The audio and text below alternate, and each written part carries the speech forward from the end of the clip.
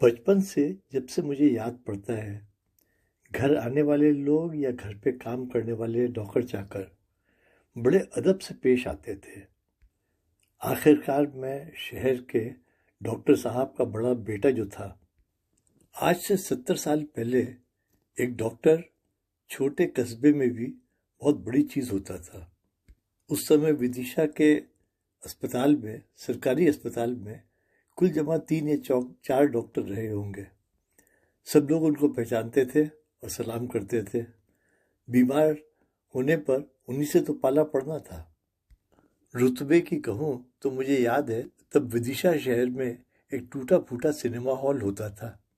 अगर मेरे माता पिता सिनेमा देखने जा रहे हों और उन्हें अस्पताल में देर हो जाए तो सिनेमा भी देर से शुरू होता था।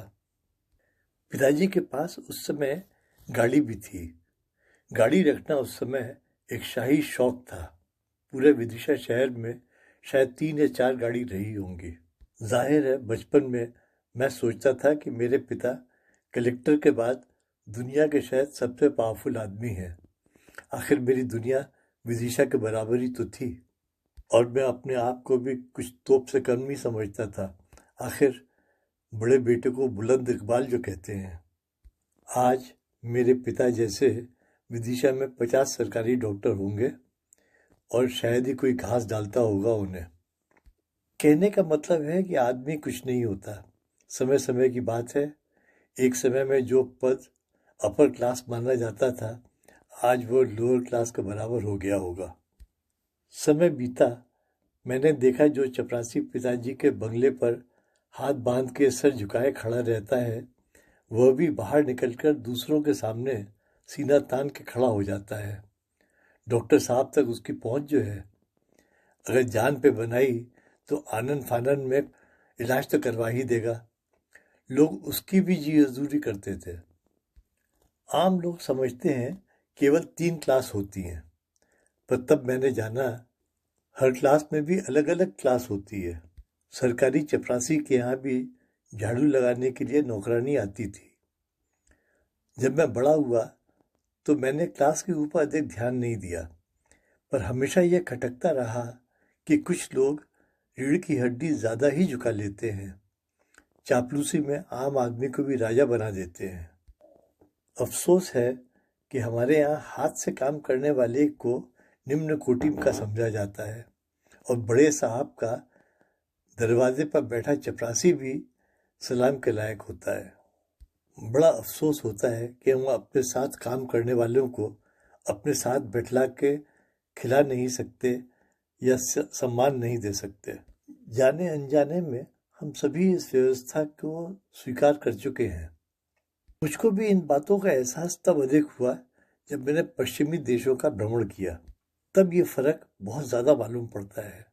यहाँ की सोसाइटी सच में क्लासलेस बन गई है। आप बड़े से बड़े डॉक्टर हों या साइंटिस्ट, आपका पड़ोसी एक ट्रक ड्राइवर हो सकता है या एक नर्स हो सकती है। जो आदमी दिन में आकर आपका बगीचा साफ करता है, वो शाम को पब में आपके बगल में बैठकर बियर पीता मिल सकता है और हम उसे सहर्ष स्वीकार भी कर लेते हैं। पर अपने देश में लौटकर हम इसको स्वीकार नहीं कर सकते। पश्चिम की इस समानता के फायदे भी हैं और नुकसान भी। फायदे यह हैं कि समाज में समरसता है, पर नुकसान यह है कि निम्न काम करने वाले को भी बहुत अधिक तनख्वाह मिलने लगी है। अब काम करने के लिए इन अमीर देशों को दूसरे गरीब देशों से आदमी बुलाने पड़ रहे हैं, जिसकी अपनी अलग समस्याएं हैं। सामाजिक तनाव बढ़ गए हैं, समाज का विघटन हो रहा है, जैसा कि आज हम यूरोप में देख ही रहे हैं। यह सब देख के मुझे लगता है कि सनातन वर्ण व्यवस्था में बहुत अच्छाइयाँ थीं, इसीलिए वो हजारों साल चला भी। अब व्यवस्था तो कोई भी हो, कुछ समय बाद खराबियां आ ही जाती हैं।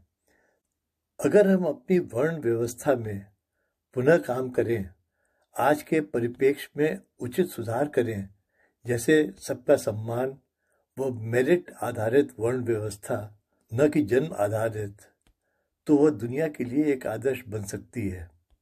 आज हमें ही नहीं, पूरी दुनिया को इसकी जरूरत है। आप भी सोचिए इस बारे में और अपने कमेंट्स बताइए। सुनने के लिए धन्यवाद।